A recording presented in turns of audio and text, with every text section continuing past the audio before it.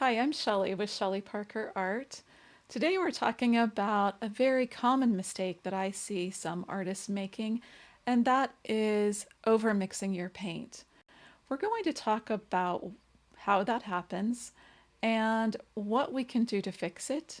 And I'm also going to share a few extra tips that will help you get the most out of your palette.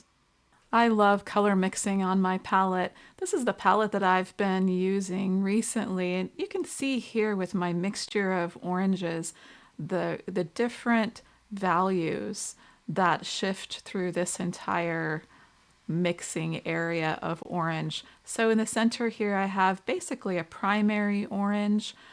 Shifting over a little bit, I've added in a little bit of blue to tone it down a little bit, mute it down a little bit. I can add white, so you can see me shifting down this direction with a little bit of titanium white to lighten the color, and shifting this direction with a little bit of yellow for a difference in the orange, lightening it up.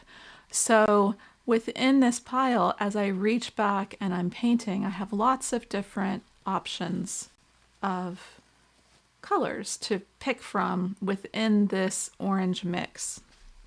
So let's show you and give you a little bit of an example of exactly what I'm talking about. So let's just start out with a little bit of the phthalo blue. In this pile I have a bit of the Daravan Open medium, so that's what you see there. It just helps me manage my palette. I can keep my paints longer. I love being able to come down and just grab my palette and get started working. So if you want to see a video on exactly how I set up my palette, I'll put a link here in this video. But I've just got a little pile of the phthalo blue.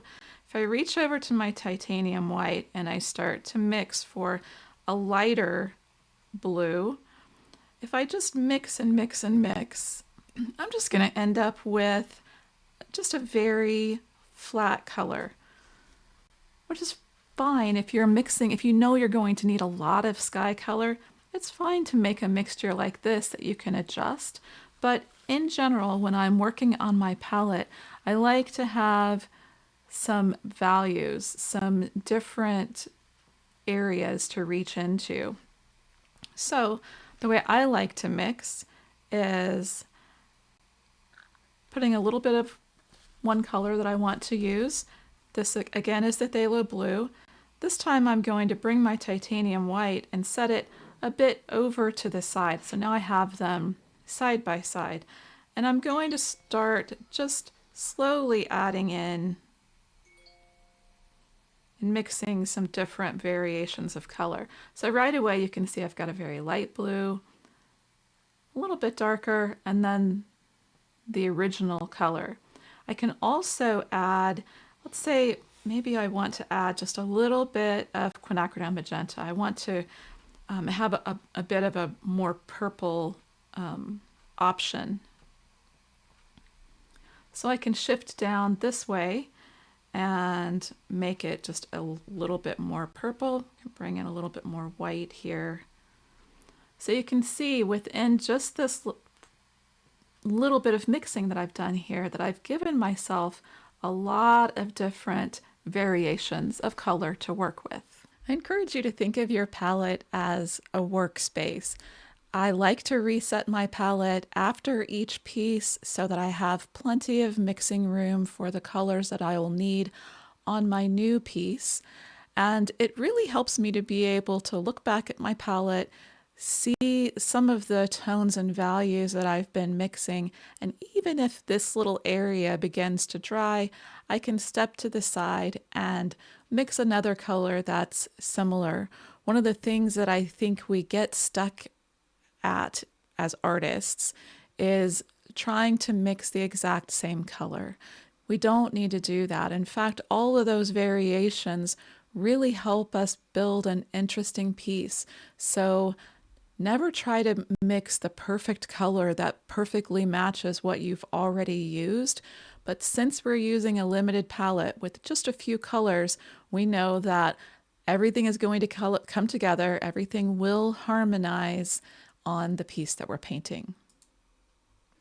So we've all been there. We've gone to the palette, tried to mix a color, and ended up with a mess, just a color that doesn't work. Rather than continuing to try to work with that color, just scrape it off. Use your palette knife, scrape off that mistake of color mixing and try again. I am such a saver. I hate wasting paint. I hate wasting any of my materials, but really you're going to waste more paint by continuing to try to add colors to that mix that isn't working to get it to the right spot. So save yourself a little bit of that headache and save yourself from continuing to try to work with it and making a bigger problem for yourself on your canvas too. So leave me a comment below and let me know how you like to organize your palette. Do you have any other palette tips that might help me? I love following other artists and supporting their art journey.